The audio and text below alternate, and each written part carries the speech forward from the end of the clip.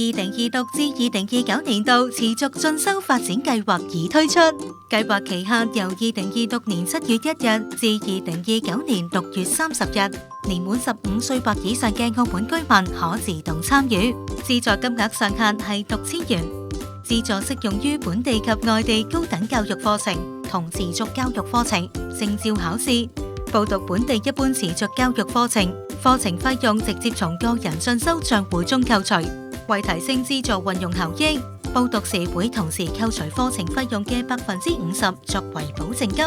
出席率達70%可自動退回。另外，為確保妥善運用學習資源，凡屬以下情況，包括報讀2026至2029年度計劃嘅單次課程，使用資助金額達3000元或以上。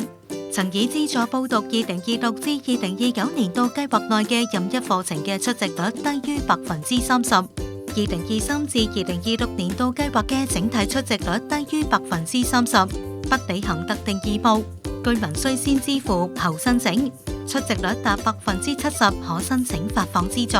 本地一人課程樂器類、本地駕駛實習課程、證照考試、高等教育課程以及外地持續教育課程會繼續維持先支付後申請方式發放資助，居民可透過教青局網頁或一戶通查詢獲納入計劃課程及證照考試、出席情況、支付模式。更多詳情可致電28425199或電郵pdac@dsedj.gov.mo 查詢。